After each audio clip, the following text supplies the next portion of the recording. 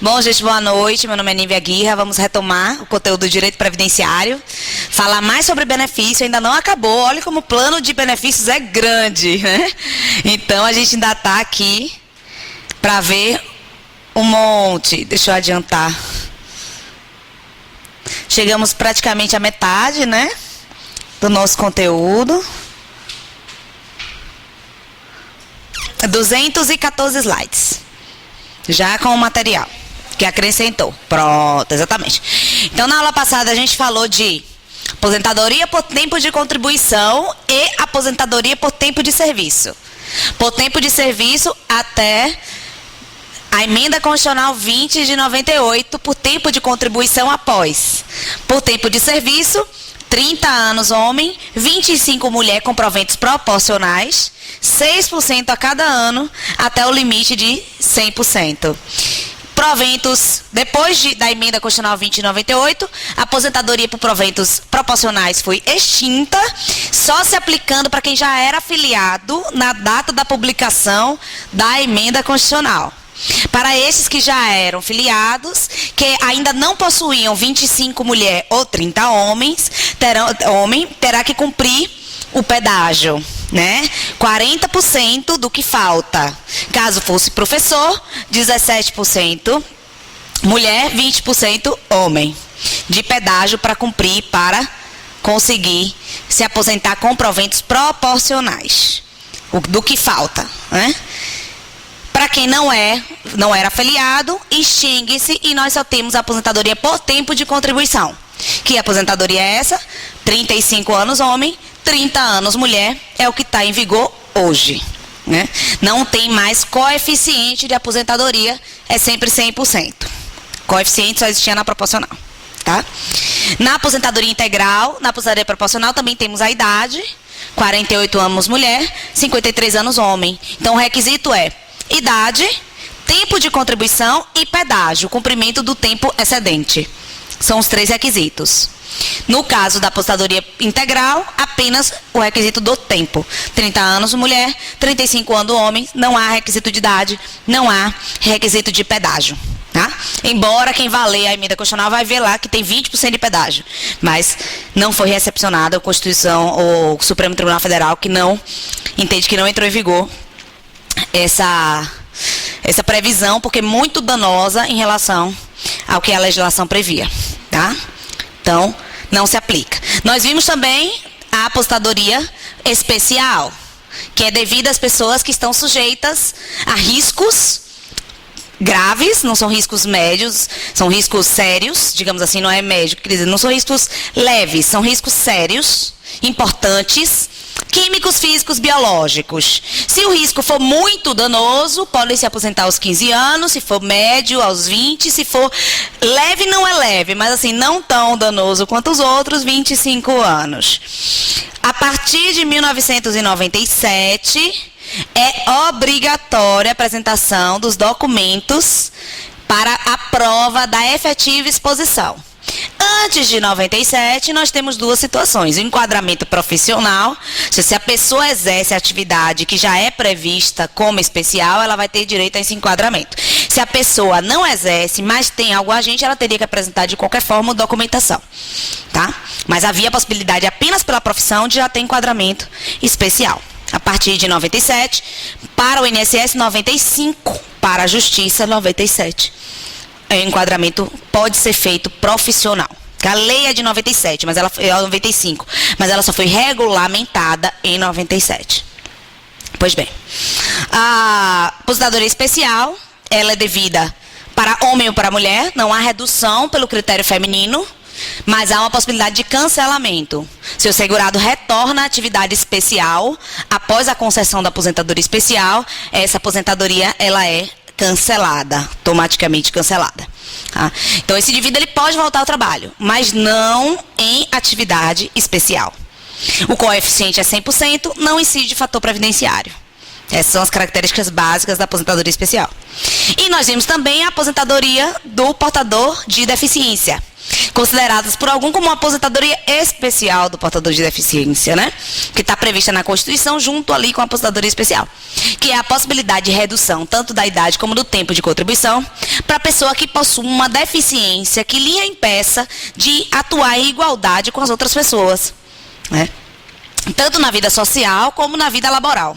Então, essas pessoas podem ter direito, após passar por uma perícia técnica oficial e pela assistência social, em que vai se verificar a condição funcional, através do Cadastro Internacional de Funcionalidades, não através do Cadastro Nacional de Doenças. Então, é basicamente isso. O resuminho do que a gente viu, né? Bem resumido, viu, gente? Tem que voltar a estudar. Bem mega resumido. Aqui é o coeficiente da aposentadoria por idade do portador de deficiência. Então, vamos para o restante dos benefícios. Esqueceram minha água. Dos benefícios previdenciários do regime geral de previdência social. Bom, o salário de família, assim como o salário maternidade, é pago aos trabalhadores que estão na ativa pela empresa. Tá? Qual é o objetivo do salário família? O objetivo do salário família é auxiliar os trabalhadores e aposentados que possuem filhos menores ou inválidos. Menores de quando? 18, 21? Não, menores de 14. Então, é um benefício destinado às pessoas, primeiro, de baixa renda. Então, não é um benefício destinado a todos os segurados. Assim como o auxílio reclusão, ele é um benefício que está vinculado à questão da baixa renda. O auxílio reclusão aos dependentes, o salário família aos segurados. Já caiu uma questão da CESP, dizendo assim: o salário família é um benefício destinado aos dependentes de baixa renda. Falsa, errada. O salário família não é destinado aos dependentes. O salário família é destinado ao segurado. Para que o segurado seja ajudado em suas despesas familiares. Diferentemente do auxílio reclusão, que é um benefício destinado aos dependentes, não aos segurados. Ou seja, a titularidade do benefício no salário do auxílio reclusão é do dependente. E o titular do benefício do salário família é o segurado. Apesar do nome família, que dá a gente a impressão de que é paga a família. Não é paga a família, é paga o segurado. Então foi uma pegadinha aí da CESP, que o salário família não é destinado ao dependente. Então, ele é um benefício concedido aos trabalhadores de baixa renda, filiados na condição de empregados ou avulsos. Então, ele é um benefício exclusivo dos empregados e avulsos, em se tratando de segurado, trabalhador na ativa. Há uma discussão se, no caso do aposentado, que também vai ter direito, se apenas o aposentado com origem empregado ou origem avulso, ou seja, se aposentou sendo segurado avulso ou sendo segurado empregado, teria direito a esse benefício. E o INSS entende que sim, apenas o aposentado com origem como empregado ou como avulso. Já há decisões contrárias nesse sentido, porque se a lei não restringe, não seria a instrução normativa que iria restringir. A lei não fala, a lei só fala que para o empregado na ativa seria apenas avulso e empregado. Não, a lei inclui aposentado. A lei não inclui que o aposentado só teria direito se a origem da aposentadoria ele fosse segurado empregado. Então, em tese, sendo aposentado, qualquer um poderia, exato. Mas aí vem a instrução normativa e diz que não. Que apenas os aposentados que tiveram origem como avulsos ou empregados. Então, na prova, você vai marcar que apenas aposentados que foram empregados, segurado obrigatório empregado, ou foi segurado obrigatório avulso. Então, por exemplo, um facultativo, um contribuinte individual que venha se aposentar, não vai ter direito ao salário família, mesmo que de baixa renda, mesmo com filho menor de 14 anos ou inválido, tá? Então, é um benefício destinado aos trabalhadores de baixa renda, filiados na condição de empregados ou avulsos, ou seja, facultativo, contribuinte individual e especial, não tem direito. De acordo com a proporção do número de filhos, aqui tem um H, ou equiparados até 14 anos ou inválido. Coloquei em latim, né? Filiação, mas teria que estar de filia, não filos, tá errado. Erro mesmo. Faltou o H, comi o H. Pela proporção do número de filhos ou equiparados até 14 anos inválidos. Então, a gente começa aí pelos requisitos. É um benefício, ponto. Ok. Pago a quem? Quem é o segurado que tem direito? Segurado na ativa tem direito. Então não é um benefício substitutivo de renda. Porque se ele está trabalhando e está recebendo, não está substituindo a renda dele. Tá? Não é a natureza do salário família. Por isso, inclusive, que ele é inferior ao mínimo. Porque ele não é substituto de renda. Paga ao segurado. Qualquer segurado, não. Apenas empregado e avulso. Qualquer empregado e qualquer avulso, não. Apenas de baixa renda. E qual é o requisito material? Ou seja, qual é o requisito realmente que faz com que essa pessoa, esse segurado, empregado ou avulso de baixa renda tenha direito? Ele precisa ter filhos menores de 14 anos ou inválidos. Tá? É só isso? Não, ainda tem mais requisito. O aposentado também pode ter. Não apenas o segurado que está na ativa. O aposentado por invalidez ou por idade. E os demais segurados, os demais aposentados com idade avançada. Ou seja, para ter direito ao salário família só por invalidez ou por idade. Aposentadoria especial e aposentadoria por tempo de contribuição só vai ter direito se tiver acima de 65 anos homem ou 60 anos mulher. Então é a ideia de que apenas os idosos têm direito. Se a aposentadoria é por idade, já tem direito. Mas se a aposentadoria é por invalidez, também já tem direito. Mas fora esses dois casos, somente os segurados idosos, tá? Acima de 60 mulher, acima de 65 homem, terão direito ao salário família, que é pago juntamente com a aposentadoria. Porque o segurado não está mais trabalhando, a única pessoa que pode pagar ele é o INSS. Então é pago no próprio contra-cheque, digamos assim, no próprio histórico de crédito, detalhamento de crédito. E o trabalhador, quem é que paga? A empresa. É como o salário maternidade. A empresa paga ao trabalhador e desconta do que ela iria pagar de contribuição social. Então, não sai do bolso dela, sai do bolso da Previdência. Ela apenas antecipa ao trabalhador e desconta do que ela iria pagar de contribuição previdenciária.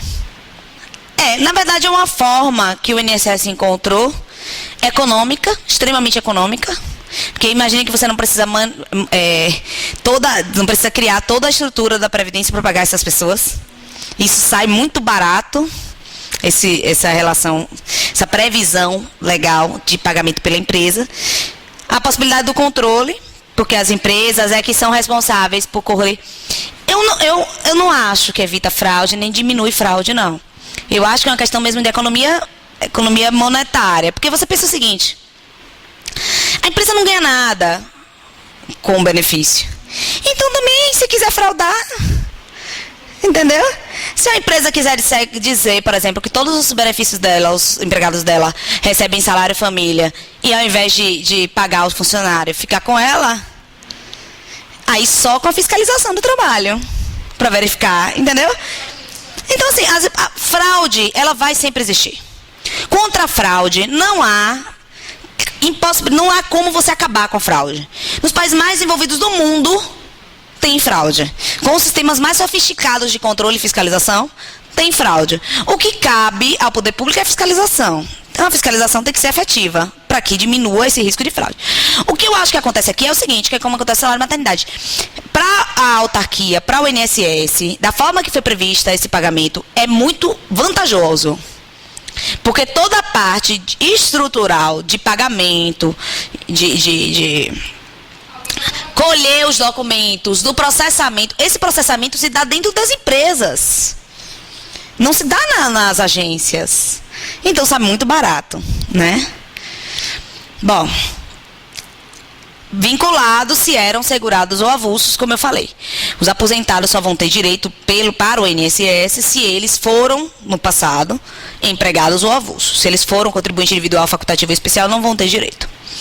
O trabalhador rural, que é o empregado rural ou trabalhador avulso rural, que tenha se aposentado por idade aos 60 anos, se homem, ou aos 55 anos, mulher, não é o segurado especial que está falando aqui, vai ter direito. Precisava eu ter colocado isso aqui? Não, eu só botei para chamar a atenção para vocês não confundirem com o segurado especial.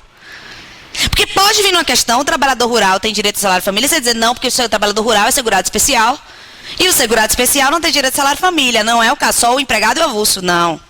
Observe que eu não estou falando de segurado especial, estou falando de trabalhador rural. que é o empregado rural ou o trabalhador avulso rural, que existe. Esses dois, se eles se aposentarem por idade, vão ter direito. A lei fala dele? Não, mas a lei fala do aposentado por idade. Eles são segurados, empregados e avulsos, só que no âmbito rural. Mas são empregados e são avulsos. E se aposentaram por idade. Então pronto, tem direito.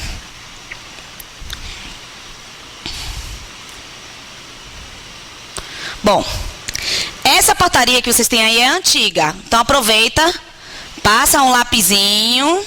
Eu já encaminhei, o pessoal do portal não. Está com material novo que já foi substituído. O pessoal que está com impresso, que precisa alterar. Porque junto com o material novo, eu aproveitei e alterei a tabela que eu tinha me passado. Mas isso não cai na prova, é apenas para conhecimento. E por que não cai na prova? Porque vamos imaginar que saia o edital em novembro ou dezembro. Da data da saída do edital até a realização da prova, essa tabela já pode ter alterado. E aí dá ensejo a cancelamento, a anulação de questão. Nenhuma banca gosta de anular a questão. Então, não se coloca valores, se coloca requisito. Porque o valor muda todo ano. Às vezes até mais de uma vez por ano. Tá? Então, de acordo com a portaria interministerial 19 de janeiro de 2014, o valor do salário família hoje é R$ 35,00 por filho. R$ 35,00 por filho. De até 14 anos incompletos. Ah, mas o filho é mais velho, tem direito? Depende, só se for inválido. E se for inválido antes de completar 14 anos? Então, ele ficou inválido antes dos 14 anos, ele vai ter direito ao salário família. O pai vai ter direito ao salário família para ajudar a custear esse filho. Tá? Para quem ganhar até 682, está até desatualizado. Para quem ganhar. E olha que aqui foi da portaria já de 2014, mas ela saiu antes do salário mínimo. Então, você pode considerar para quem ganhou até salário mínimo. Né? Já para o trabalhador que receber de salário mínimo 724 até 1.025, o valor do salário família por filho de até 14 anos de idade ou inválido será de R$ 24,66. Então, isso é o valor por filho. É interessante a gente saber só para ter ideia dos valores, né? Como se R$ 35,00 ou R$ 25,00 ajudasse na criação de um filho menor de 14 anos. Mas é um benefício e pode não ajudar, mas pelo menos dá pro lanche da escola e olha lá, né? Basta teu filho? Não basta teu filho. Tem agora os requisitos formais, ou seja, documentais. Ou seja, além de ser empregado ou avulso, ter filho menor de 15 anos, de 14 anos, ou ser aposentado por idade ou por invalidez, ou sendo aposentado de outra espécie, ser idoso, 65 anos homem, 60 mulher, ainda tem o fato de apresentação da certidão de nascimento do filho. Esse é o requisito documental. Então, para você ter direito ao benefício, você tem que apresentar a certidão de nascimento do filho. Se não for filho, porque a gente viu que é filho ou equiparado. Quem são os equiparados a filho? Os que estão lá no que a gente viu, dependentes da Previdência. Quem são os dependentes? O enteado, que depende economicamente. O tutelado, que depende economicamente. São os equiparados a filho. Ah, professor, e o adotado? O adotado é filho. Não é equiparado a filho. Tá? Então, equiparado a filho é enteado, o filho do meu esposo, a filha da minha mulher, o filho da minha mulher, que depende economicamente de mim. E o tutelado é a criança que eu detenho a tutela, que eu sou tutor, e que também depende economicamente de mim. Porque se o filho do Bill Gates tiver os pais falecidos, ela não depende economicamente de mim. E eu vou adorar gerir viu, Bill Gates, se precisar, gerir a fortuna. Pois bem, então, precisa apresentar a certidão de nascimento ou a documentação relativa ao equiparado ou inválido. Que documentação? A certidão de nascimento, a certidão de casamento, no caso do enteado, ou a declaração de união estável, no caso do enteado, para provar que é seu enteado. Né? Ou a certidão de tutela, no caso de tutelado. Tudo isso a documentação. E apresentação anual de atestado de vacinação obrigatória para as crianças até 6 anos e de comprovação de frequência escolar para o filho maior de 7 anos ou equiparado. Aí há a discussão, o filho maior de 14 anos precisa apresentar o atestado escolar? Divergência. Há alguns que entendem que sim, outros entendem que não. Como a lei não faz exigência, a lei só fala do entre 7 anos e 14 anos, teria-se que não. Mas eu acho que depende da invalidez desse filho. Exatamente, tá? Tô falando se foi inválido. Se não foi inválido com 14 anos, tá fora, tá? Ou equiparado, ou seja, o equiparado também tem que apresentar a carteira de vacinação e também tem que apresentar o comprovante de frequência na escola, tá? Se a criança não estiver frequentando a escola, não vai ter direito. Se a criança não estiver vacinada, não vai ter direito. Se a criança for maior de 14 anos, não vai ter direito. Se a criança for equiparada a filho, mas não depender economicamente, não vai ter direito. Se a criança, o pai não apresentar essa documentação, o benefício é cancelado, suspenso, na verdade, até que ele apresente. Se for só assim, foi determinada a apresentação, ele não apresentou, suspende o pagamento do benefício. Se ele voltar e apresentar a documentação provando que a criança foi vacinada no período, ele tem direito ao retroativo. Se a criança não foi vacinada ou não frequentou a escola, ele não vai ter direito ao retroativo. Entendeu? Então, assim, não é a questão de impedir o direito pela ausência de informação. Vai impedir o direito caso a pessoa não tenha cumprido o requisito de vacinação e escolaridade. A pessoa fica sem receber, mas depois ela recebe, tá? O pagamento é feito pela empresa mensalmente, junto com o salário, tá? Efetivando-se a compensação quando do recolhimento das contribuições. Então, a empresa paga aos seus funcionários, o salário família, e quando ela vai efetuar a sua contribuição sobre folha de salário e a parte do empregado que ela vai pagar, ela vai descontar da sua contribuição o que ela pagou. Então, ela não vai ter prejuízo, tá? Só no processamento que ela vai ter que usar a estrutura dela. Mas em termos de valores, não, ela vai poder abater, digamos assim. Quando o pagamento do salário não for mensal, o salário de família será pago com o último pagamento. Pessoas que recebem por semana, pessoas que recebem por quinzena, até por diária. O salário de família vem com o último pagamento. Então, se for por diária, no dia 31 ou 30 do mês, ela recebe a diária mais o salário família. Não é dividido, tá? Imagine R$1 por dia. 35. O outro nem R$1 por dia, centavos. O salário família devido ao trabalhador avulso poderá ser recebido pelo sindicato de classe ou órgão gestor de mão de obra respectivo, que se incumbirá de elaborar as folhas correspondentes e de distribuí-los. Por quê? Nesse caso aqui, dependendo, por exemplo, o órgão gestor de mão de obra, ele não tem personalidade jurídica, né? Então, não é como uma empresa, ele é mero arregimentador, mas as empresas pagam a contribuição previdenciária, tá? Será o valor integral da cota não proporcional aos dias trabalhados, porque pode ser que o avulso, como ele não tem vínculo de emprego, ele pode trabalhar um dia no mês, por exemplo. Porque ele não tem vínculo de emprego. Ele vai trabalhar naquele porto, ele vai trabalhar naquele navio. Pode ser que no dia seguinte não tenha mais navio, ou ele não queira mais, ele não é obrigado a trabalhar. Tá? E aí, mas o valor não vai ser proporcional aos dias que ele trabalhar. O valor vai ser integral. Bom dia, olha lá. Bom, os aposentados, inclusive por invalidez, auxílio doença, são pagos, óbvio, pelo INSS. Como eu falei, não tem folha de salários, são pagos pelo INSS. Bom. E são pagos apenas aos empregados e avulsos, como eu tinha dito. Não é pago ao segurado que teve como origem ser contribuinte individual, ser especial ou ser facultativo. Só empregados e avulsos. Bom, pai e mãe são empregados. Ambos têm direito. Então não é o benefício, por que ambos têm direito? Porque o benefício não é pagar o filho, o benefício é pagar o pai. Então não interessa se está se tratando do mesmo filho. Entendeu? Cada um vai receber por filho, mas cada um recebe. Se tiver um filho só? Sim, a pai recebe e a mãe recebe. Então, recebe dobrado ou não? o pai recebe um salário família e a mãe recebe um salário família. Se tiverem 2 filhos, o pai recebe salário família e a mãe recebe o pai recebe 2 salários família e a mãe 2 salários famílias. Então, para rapidinho. O pai vai receber 24 e a mãe vai receber 24. Porque os dois são segurados. O benefício é fácil de entender. O benefício não é pagar o filho, o benefício é pagar o pai. Quem é que precisa preencher o requisito? É o pai. É a mãe. Se a mãe a gente sempre tem que fazer a forma matemática da lógica. Quais são os requisitos?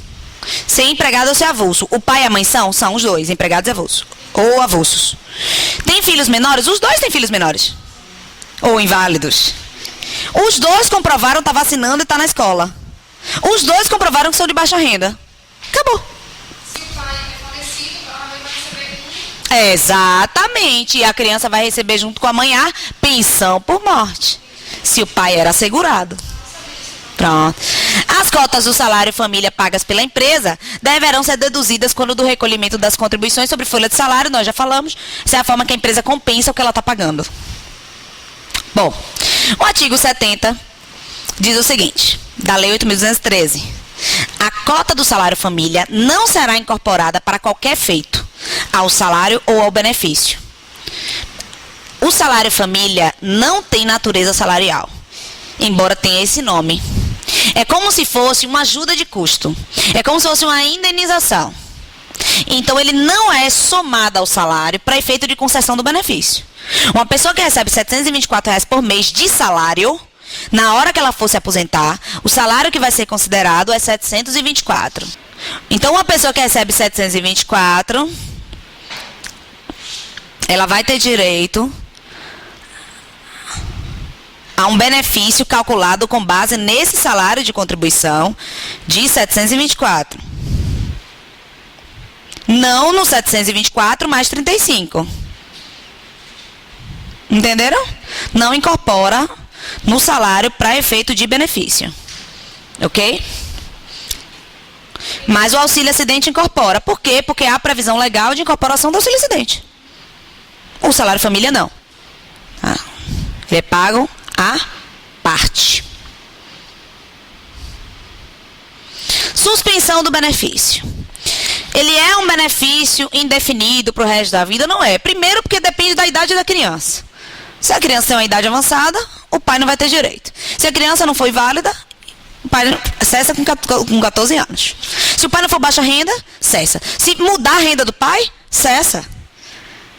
Porque ele pode começar a trabalhar, ser de baixa renda, e crescendo na profissão, ele vai cessar, não vai deixar mais de ter o direito. Não vai mais ter o direito ao benefício. Então, há hipótese de suspensão, de cancelamento desse benefício, tá? Aqui é a questão da suspensão, não é do cancelamento. Se a pessoa não apresenta os documentos necessários à concessão do salário família, esse benefício vai ser suspenso, como eu acabei de falar. Então, você não apresentou atestado de vacinação obrigatória, você não apresentou a frequência escolar nas datas definidas pelo INSS, o benefício salário família é suspenso. Normalmente se pede 2 apresentações de frequência escolar, uma no mês de maio e outra no mês de dezembro, novembro. São os requisitos para a apresentação dessa frequência escolar. Se você não apresenta, o benefício é suspenso até que a documentação seja apresentada. Esse período até, ou seja, entre não apresentar o documento e apresentar o documento, ele poderá ou não ser pago. Se no período entre a suspensão do benefício motivada pela falta de comprovação de frequência e seu reativamento, não será pago se não provar a frequência escolar ou a vacinação. Ou seja, foi o que eu acabei de falar. O pai não apresenta, ou a mãe, o comprovante de frequência. O benefício é suspenso. Mas aí ele consegue regularizar e leva o comprovante de frequência. Se há frequência no período da suspensão, no período requerido para apresentação da documentação, esse benefício é pago. Se não há, não é pago. Porque depende para pagar o benefício da frequência. Entenderam? Ficou claro? Para pagamento do salário família é necessário que a criança esteja frequentando. Se ele leva se ele deixa de levar a documentação porque a criança não está frequentando, ele não vai ter direito.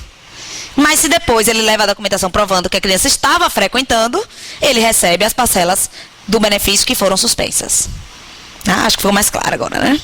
Bom, a comprovação de frequência é feita mediante a apresentação de documento emitido pela escola, na forma da legislação própria, em nome do aluno, no qual consta registro de frequência regular ou atestado do estabelecimento de ensino, comprovando a regularidade da matrícula e frequência.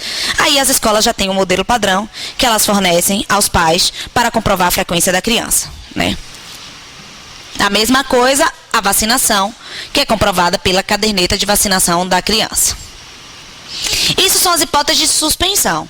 Então, bom, faltou, tem que apresentar a documentação, vacinação anual, frequência escolar bimestral, semestral.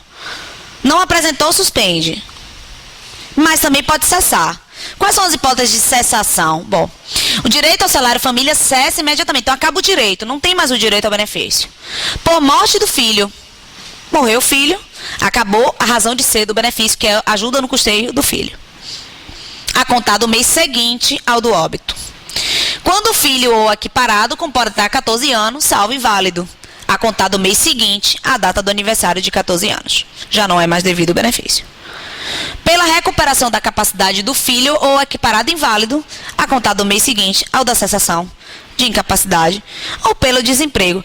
O segurado não deixa de ser empregado ou deixa de ser avulso, ele perde o direito ao salário família. Há discussões em relação à manutenção da qualidade segurada, que isso deveria ser pago até enquanto ele tiver o vínculo da qualidade segurada. Mas na prova vocês vão marcar que o benefício cessa pelo desemprego. Tá bom? Porque isso é discussão doutrinária, discussão jurídica. Que se ele ainda mantém um vínculo com a Previdência, mesmo com o desemprego, a Previdência deveria assumir durante os 12 meses que ele mantém a qualidade segurada, mas não é assim que funciona. Com o desemprego, cessa o benefício. Tá? Bom, mudança de titular. Tendo havido divórcio, separação judicial ou de fato dos pais, ou em caso de abandono legalmente caracterizado ou perda do pátrio poder, o salário família passará a ser pago diretamente àquele a cujo cargo ficar o sustento do menor.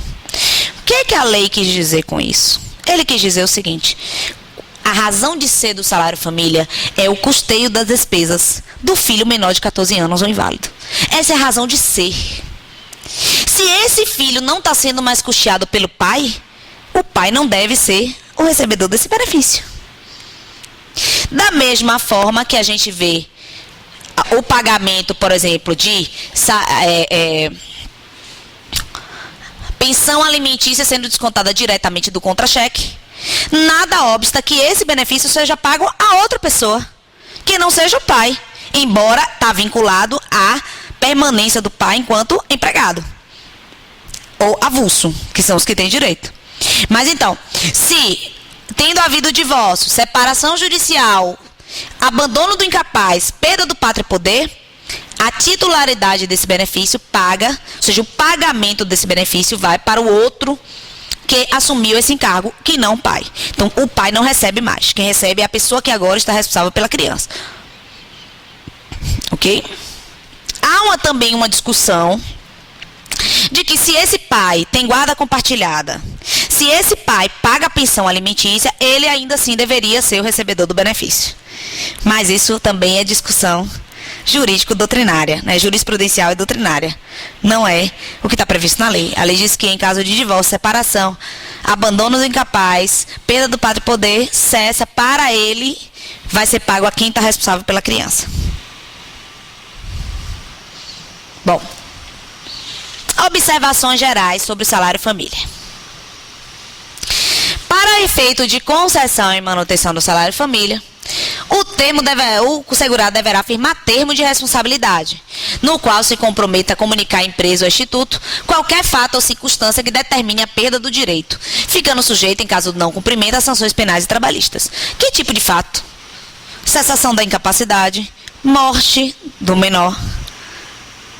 Tudo isso é emancipação, tudo isso são fatos que o segurado deve informar. Fatos que levam à mudança do status do benefício, divórcio, separação, perda do pátrio poder, todos são fatos que o segurado deve informar. A falta de comunicação oportuna do fato que implique cessação do salário família, bem como a prática pelo empregado de fraude de qualquer natureza para o seu recebimento, autoriza a empresa, o INSS, o sindicato ou órgão gestor de mão de obra. Aqui está falando de quem, gente? Quando ele fala de sindicato ou órgão gestor de mão de obra? Do avulso. Porque é o sindicato e o órgão gestor que são os responsáveis pelo pagamento do salário família do trabalhador avulso. Tá? O sindicato até 97, o órgão gestor de mão de obra a partir de 97, com a criação da lei dos portos. Conforme o caso, a descontar dos pagamentos de cotas devidas em relação a outros filhos. Ou seja, os meses que ele recebeu indevidamente, pode descontar do que ele está recebendo em relação a outro filho, por exemplo. O filho que ele tenha que completou a idade de 14 anos, ele não informou, ficou recebendo, só foi informar depois. Esse período a empresa pode descontar das cotas recebidas em outros filhos, ou na falta dela do próprio salário do empregado, ou da própria renda mensal do benefício de aposentadoria, o valor das cotas indevidamente recebidas, sem prejuízo das sanções penais. E isso apenas em caso de fraude. Tá? Fraude. O empregado deve dar quitação à empresa, ao sindicato ou órgão gestor de mão de obra, de cada recebimento mensal do salário família. Normalmente vem no próprio contra-cheque, que o sindicato assina, já vem a descrição lá de salário família. É lá que deve vir, no próprio contra-cheque, o pagamento do salário família. Porque ele já dá a quitação do salário e do recebimento do salário família. Na própria folha de pagamento ou por outra forma admitida, de modo que a quitação fique plena e claramente caracterizada. Porque na Justiça do Trabalho não se permite o que se chama salário complessivo. Que é o quê? É você pagar tudo sob uma única rúbrica. Então, todo pagamento feito a empregado, ele tem que ser discriminado, sob pena de se considerar não pago. Então, vamos imaginar que o funcionário apresentou toda a documentação para o salário família e tem um contrato dizendo que ele foi contratado para ganhar 724. Mas aí na hora de vir um contra-cheque vem escrito salário 1.050. Depois a empresa não pode dizer, apesar de ter um contrato dizendo que ele vai ganhar 724, que esse 1.050 era salário família, era hora extra, era adicional. Ela não vai poder dizer isso, porque se proíbe o salário complessivo, que é o salário que aglutina tudo. Vai ser considerado, para efeitos legais, R$1.000 o salário mesmo, apesar de ter no contrato 724. Entendeu? Então, vai ter que pagar novamente. Vai ter que pagar novamente. E quem vai ter que pagar novamente? A empresa, porque quem procedeu de forma equivocada foi a empresa. Entendeu? Então, o funcionário, o empregado, então, não vai acionar o INSS. Ele vai acionar a empresa. Tá? Para receber uma indenização pelo não recebimento do salário família. É porque ambos, é como se a gente estivesse retomando os benefícios por incapacidade, né? Que a gente já viu. Mas só que não estamos retomando os benefícios por incapacidade. Sabe por quê? Porque o auxílio acidente não é um benefício por incapacidade. E por que ele não é um benefício por incapacidade? Porque presume-se, para ter direito a ele, que você está capaz. Se você está incapaz, você não tem direito a ele. Você só tem direito a auxílio doença ou aposentadoria por invalidez. O auxílio acidente não é devido aos incapazes, ele é devido aos capazes. Porém, capazes com sequela, com limitação, com restrição, com impossibilidade de retorno para a função habitual. Qualquer sequela? Não. Sequelas graves, sequelas limitadoras. Porque a idade leva a você ser realmente a pessoa sequelada. Essa é a verdade, todos nós. Eu já tenho sequela na coluna cervical. Já tenho sequela ocular, porque já não enxergo direito. O óculos está em casa, mas é verdade, eu não enxergo direito. Tudo isso é sequela. Não aguento mais usar o salto que a professora Rose estava usando hoje no aniversário dela. Parabéns, professora Rose. Quero ver se ela vai assistir a aula. Parabéns. Saltão, ó, eu não aguento mais. Porque tudo isso é sequela. Mas não são sequelas aptas a ensejar o benefício do auxílio acidente. Porque o primeiro ponto em relação ao auxílio acidente é a gente verificar a ideia do acidente, propriamente dito. É acidente de trabalho? Pode ser, mas não é exclusivamente acidente de trabalho. Entende-se por acidente que pode vir a ensejar o auxílio acidente aquele evento imprevisível. Aquele evento do qual você não pode evitar. Por isso que também depende de carência. Porque não pode ter carência por imprevisível. Carência é para aquilo que você vai prevendo a possível ocorrência e vai se preparando. Não é o caso. Qual é a natureza do auxílio acidente? A natureza do auxílio acidente é indenizatória. Embora por exceção, porque normalmente os benefícios indenizatórios, os proventos indenizatórios, não são considerados no salário de contribuição. Mas o auxílio acidente é. E tem uma lógica em si. Vamos pensar. Qual é o objetivo do auxílio acidente? O objetivo do auxílio acidente é possibilitar que uma pessoa que tem condição de retornar ao mercado de trabalho, mas talvez não em posição de igualdade com outros. Por quê? Porque ela tem uma sequela grave. O auxílio acidente vai tentar fazer com que ela chegue ao nível de igualdade com os outros. Ou seja, que ela consiga aferir o seu salário e tenha esse reforço do auxílio acidente, que é de 50% do seu salário de benefício, como forma de indenizá-la por não estar no mercado de trabalho em iguais condições com outros segurados. Então, a natureza do auxílio acidente é uma natureza indenizatória. Porém, vamos imaginar que para calcular o benefício, esse auxílio acidente não fosse considerado. Estaria se fazendo justiça? Não. Porque o salário dessa pessoa presume-se menor por ela não estar em igualdade de condições com outras pessoas que não têm sequela. Então, para o benefício dela, seriam considerados salários menores. Por isso é que o auxílio acidente ele é tanto pago ao segurado que está na ativa, quando esse segurado vai se inativar, seja por tempo de contribuição, seja por idade, seja por invalidez, por progressão da sua doença, por futuro agravamento, que seja aposentadoria por invalidez, esse valor do auxílio acidente vai ser considerado no seu salário de contribuição para fins de cálculo do benefício. Certo? Olha o que diz a Lei 8.213 sobre o auxílio acidente. O auxílio acidente será concedido... Não? O auxílio acidente será concedido como indenização. Aqui é a natureza do auxílio acidente. Tem natureza indenizatória. Se o auxílio acidente tem natureza indenizatória, ele é substituto de renda? Ele é benefício substituto de renda? Bom, então a natureza dele é indenizatória. E não é substituto de renda. Porque presume-se que esse segurado vai voltar ao trabalho. Embora, infelizmente, eu tenha visto inúmeros casos de segurados que não conseguem voltar ao trabalho. Por uma questão econômica mesmo, uma questão de mercado de trabalho. Então eu tenho clientes recebendo há 10 anos, 15 anos auxílio acidente e sem ter conseguido retornar ao mercado de trabalho. Trabalhando precariamente como contribuintes individuais e sobrevivendo do auxílio acidente. Infelizmente, tem melhorado, mas ainda tem muitos casos assim. Então, o auxílio acidente será concedido como indenização ao segurado. Então, não é benefício destinado a dependente, é benefício destinado a segurado. Quando, após consolidações das lesões decorrentes de acidente de qualquer natureza, resultarem sequelas que impliquem redução da capacidade para o trabalho que habitualmente exercia. Então, qual é o requisito? Tem que decorrer de acidente. Qualquer acidente. Porque o acidente é de qualquer natureza. Acidente de trabalho? Ok. Não é de trabalho? Ok. Como eu contei para vocês quando a gente falou sobre o resumo, eu tive um cliente que foi numa partida de futebol. Cuidado, meninos. Tá? Nunca mais pôde voltar a exercer a função de vigilante. Ficou com a deformação na perna. Vigilante fica em pé o dia todo. Ele não tem condição de correr atrás do ladrão. Então, ele está determinadamente, ele está permanentemente, indeterminadamente, não dá para prever um prazo, e permanentemente, muito possivelmente, incapaz para esse tipo de função que precisa dele ter vigor físico, correr, ficar em pé. Mas ele está apto para toda e qualquer profissão? Não, ele pode exercer outras. É jovem, tem escolaridade, tem condição de ser reabilitado para uma função compatível com a sua limitação. Enquanto ele estiver na reabilitação, ele recebe auxílio doença. Após ele ser apto, então, já está qualificado, pode exercer uma outra função.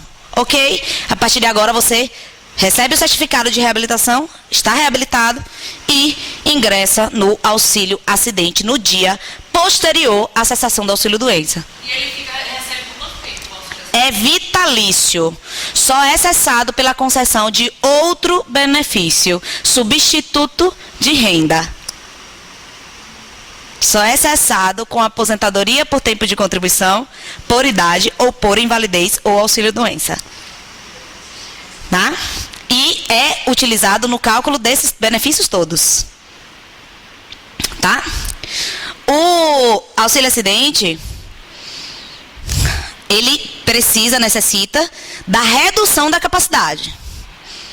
Não basta sequela. Tá? Então a sequela ela tem que ser séria, ela tem que ser grave, ela tem que reduzir a capacidade. Uma sequela meramente estética, para uma profissão que não precisa da estética, não vai ser considerada uma sequela passível de auxílio-acidente. Certo? Agora, se você é um modelo e sofre um acidente e faz uma cicatriz daqui até aqui, você vai ter direito ao auxílio-acidente, porque você está impossibilitado de exercer a função que você habitualmente exercia. Pro resto da vida. Ninguém quer modelo com cicatriz daqui até aqui, né? Você pode ser até atriz, mas modelo não. O auxílio-acidente mensal corresponderá a 50% do salário de benefício. Então, não é 50% do benefício. A gente vai ver o que é salário de benefício, mas não é 50% do benefício. É 50% do salário de benefício, que é a média das suas contribuições. Tá? Porque o benefício pode ser menos do que o valor do salário de benefício. Por exemplo, o auxílio-doença. O auxílio-doença é 91% do salário de benefício. Então, a pessoa que saiu do auxílio-doença e entrou no auxílio-acidente, ela não vai receber metade do auxílio-doença, ela vai receber um pouquinho mais. Porque o auxílio-acidente é 91% e o auxílio-doença é 91%. E o auxílio-acidente vai ser calculado em 100%. Né? É metade do salário de benefício. A gente vai ver direitinho o que é salário de benefício. E será devido, observado o disposto no parágrafo 5º, até a véspera do início de qualquer aposentadoria ou até a data do óbito do segurado. Por isso que eu disse que é vitalício. Ou com o óbito, ou com a concessão de outro benefício substituto de renda. Tá? Em relação ao auxílio-doença, há discussões. Porque a gente tem que lembrar sempre que o auxílio-doença tem aquela questão de quem exerce duas atividades. Se o auxílio-doença for em relação a todas as atividades, cessa o auxílio-acidente. Mas se o auxílio-doença for em uma atividade e o auxílio-acidente a outra, pode manter os dois, proporcional àquela atividade. Tá? O auxílio-acidente será devido a partir do dia seguinte ao da cessação do auxílio-doença, como eu falei. Você cessa um e concede o outro imediatamente, sem solução de continuidade. O nome é esse. Solução de continuidade é quando fica um hiato entre um e outro. Não, é imediatamente. Independentemente de qualquer remuneração ou rendimento aferido pelo acidentado. O que ele quer dizer, independentemente de qualquer remuneração ou rendimento? Independentemente se esse segurado vai conseguir emprego. Esse segurado voltar a trabalhar não é requisito para o pagamento do auxílio-doença. Do auxílio-acidente, perdão. Estou com auxílio-doença na boca hoje. Não é requisito do auxílio-acidente. O ideal é que ele volte, que todos nós queremos é que ele volte. Mas não é requisito. Tá? Os únicos requisitos é a pessoa que é segurada, que sofre um acidente, que lhe traz sequela incapacitante e impede de exercer a atividade que habitualmente exercia, vai ter direito, ponto. Se ele vai ou não conseguir um outro emprego, aí já são outros 500. Mas é vedada a sua acumulação com qualquer aposentadoria. Não foi sempre assim. Até 97, o auxílio-acidente era acumulável com a aposentadoria. Ele era vitalício, inclusive em relação à aposentadoria. Foi mais uma mudança restritiva nos direitos previdenciários que se operaram aí de 95 para cá. Né? Vocês viram um tanto de coisa que mudou de 95 para cá? Pouca coisa para melhorar, a maioria para restringir. Algumas coisas melhoraram também, a gente não pode dizer. A questão da mãe adotante, que antes era prazo menor do que 120 dias, pai ou mãe adotante, né, dependendo. Hoje é 120 dias. Os direitos dos homoafetivos, está muito mais fácil você receber uma pensão por morte, até um salário maternidade dos pais que adotam, casais homoafetivos que adotam. Tá? O homem poder receber na falta da mãe. Tudo isso são... Não, antes não havia o direito, nesse caso, por exemplo, do homem receber. Falava segurado. Então, hoje você tem essa garantia. Mas, em compensação, isso aconteceu bastante na salário maternidade. Mas, na maioria dos benefícios, a aposentadoria por tempo de contribuição, 98 para cá, só restrição. Tá? Aposentadoria, auxílio-acidente, restrição. Pensão por morte, restrição. Diminuição do número de dependentes, restrição nos requisitos, apesar da Constituição dizer que os direitos fundamentais não podem ser diminuídos. Mas na prática o que a gente vê é isso. O recebimento de salário ou concessão de outro benefício, exceto de aposentadoria, não prejudicará a continuidade. O que foi que eu falei para vocês? Não é, o salário auxílio acidente não pode ser cumulável com outro benefício substituto de renda. Mas é cumulável com salário família, que por exemplo não é substituto de renda, tá? Então, o recebimento de salário, o retorno ao trabalho ou concessão de outro benefício não prejudica a continuidade no recebimento do auxílio-doença. A perda da audição, em qualquer grau, somente proporcionará a concessão de auxílio-acidente quando, além do reconhecimento de causalidade entre trabalho e doença, resultar comprovadamente na redução ou perda da capacidade para o trabalho que habitualmente exercia. Não me pergunte por quê. Mas a lei faz a diferenciação em relação à perda auditiva, que não faz em relação a outras perdas. Né? A perda auditiva, digamos que ganha um lugar de menosprezo na legislação. Então, para você ser considerado ser detentor do auxílio-acidente, no caso de perda auditiva, somente se essa perda for decorrente do trabalho e somente se não tiver condição de trabalhar. Ou seja, se você puder usar uma prótese, adeus. Se a prótese mantiver sua capacidade para o trabalho, adeus. Você não vai ter direito ao auxílio-acidente. Tá? Não vai ser considerada uma sequela grave. Bom, vamos falar das sequelas. O que é sequela?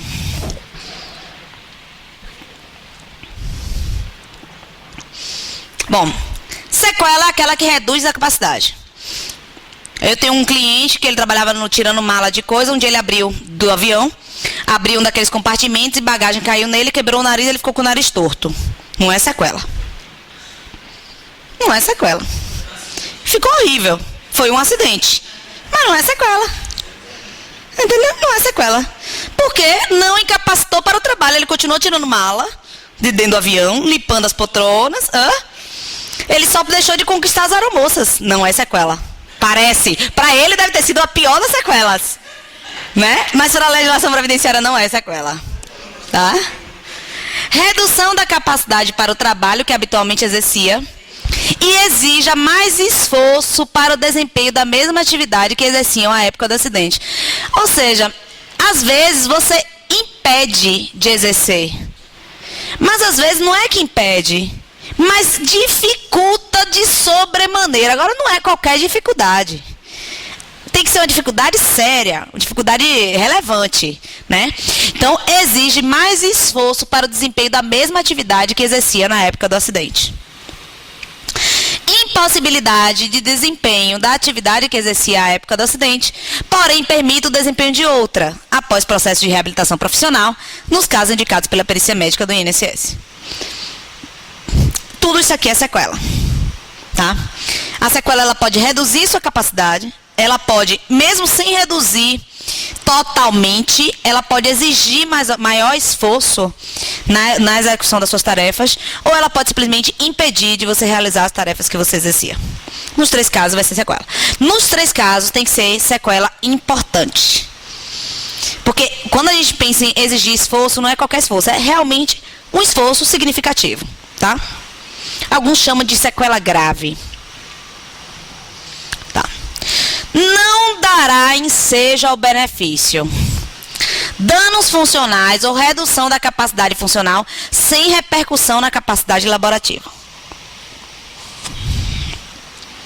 Não interfere na sua atividade, não interfere na sua produtividade, não interfere no cumprimento das suas tarefas, não é sequela.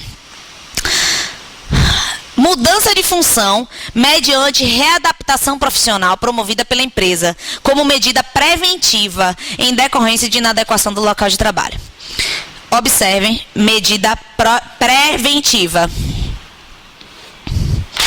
Vamos imaginar que você sofre um acidente e, por exemplo, um acidente de trabalho. Você é auxiliar de serviços gerais e você toma uma queda e fratura uma vértebra da coluna.